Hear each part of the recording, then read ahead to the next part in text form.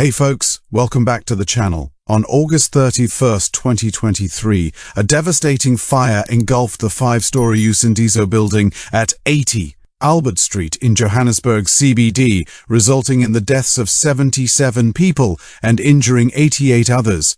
The building, originally constructed in 1954 as the Central Pass Office to enforce apartheid-era pass laws, had been repurposed over the years, but eventually became an illegally occupied structure controlled by criminal syndicates. In the aftermath, the then Minister of Social Development, Lindiwe Zulu, addressed the tragedy, attributing its roots to the lingering effects of apartheid. She stated, "Whether we like it or not, this is the result of apartheid that kept people under such conditions, and we are expected to have changed those conditions within 30 years. But where we have to take responsibility, we must take responsibility." Revived, that plan needs to be implemented. And I think part of what becomes a problem is when you keep having too many changes. You have a plan, somebody else comes in, does not even look at the plan to say, okay, I'm not in the same thinking as you, but what was good of this plan and what is it that I can do to implement the plan? Because unfortunately for us, whether we like it or not, this is the result of apartheid that kept people under such conditions, and we are expected to have changed those conditions within the 30 years. We must take responsibility where we have to take responsibility. And lastly, I think what is important is that we must move with our people.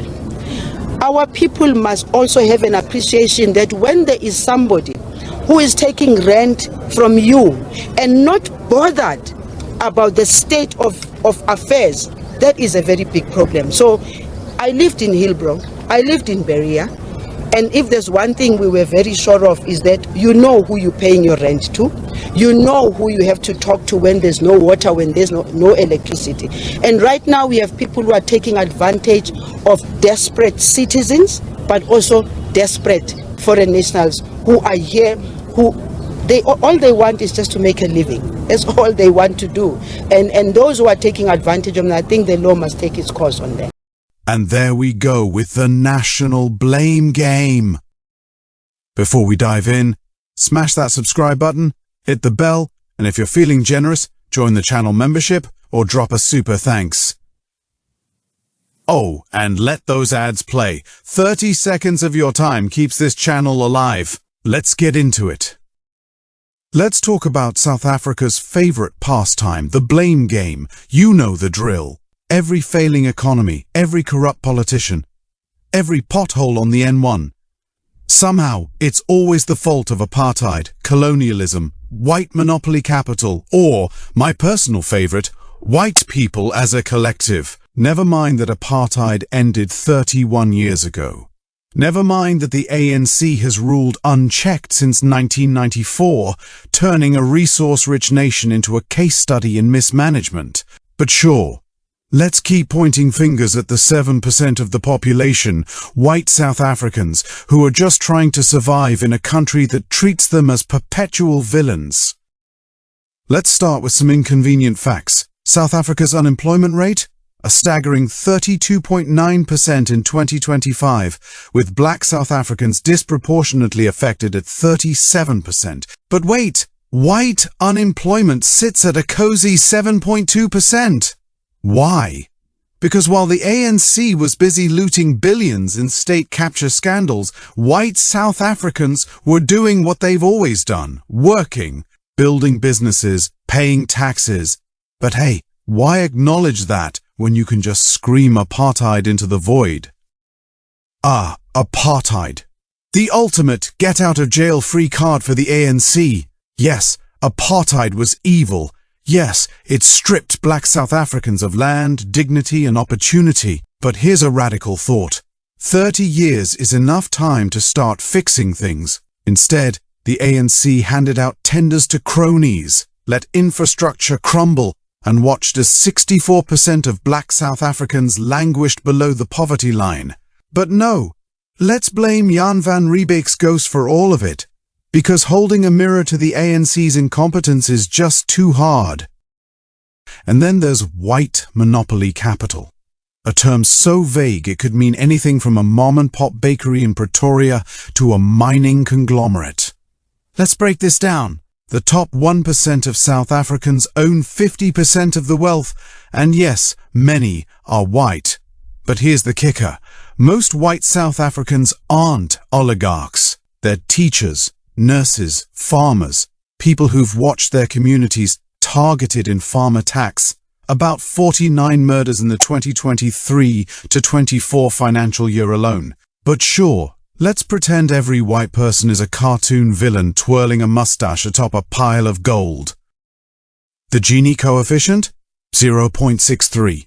Among the highest in the world. But guess what? That inequality isn't just white versus black. It's elites versus everyone else. The ANC's Black Economic Empowerment BEE policies? A well-meaning disaster. Instead of uplifting the poor, they created a tiny black elite while leaving millions in townships. But why fix a broken system when you can just blame colonialism and collect votes? Let's talk land reform. A noble idea, right? Except the government's own data shows only 10% of farmland has been redistributed since 1994. Why? Corruption, incompetence, a bureaucracy so bloated it makes a hippo look svelte. But instead of admitting failure, politicians scream land theft and point at white farmers.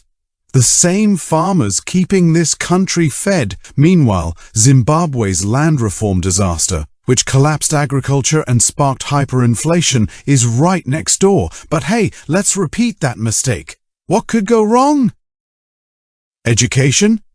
The ANC inherited a broken system and somehow made it worse.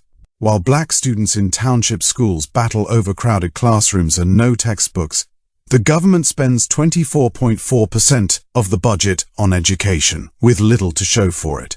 But why invest in teachers when you can just tweet about decolonizing the curriculum? And let's not forget the social media circus. Log on to X, formerly Twitter, and you'll see activists ranting about 300 years of theft while ignoring the 1.5 trillion rands stolen by their own leaders during state capture. The irony is thicker than a bowl of pap.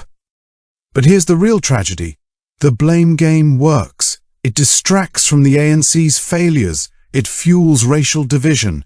It tells black South Africans they're powerless, victims of history, not architects of their future. Meanwhile, white South Africans, including Afrikaners whose ancestors arrived here centuries ago, are told they don't belong, their heritage erased, their contributions dismissed, their safety an afterthought. So, what's the solution? Stop the pity party. Hold the ANC accountable, celebrate the white farmers feeding the nation, the Afrikaner engineers building roads, the colored nurses saving lives, invest in all South Africans, and maybe, just maybe, acknowledge that progress requires more than hashtags and hollow slogans. If you made it this far, you're a legend. Don't forget to like, comment, and share this video. Join the channel membership for exclusive content, hit that super thanks button, and let the ads play. It's free, and it keeps us going. Together, let's change the narrative. Until next time, stay woke, stay angry, and stay South African.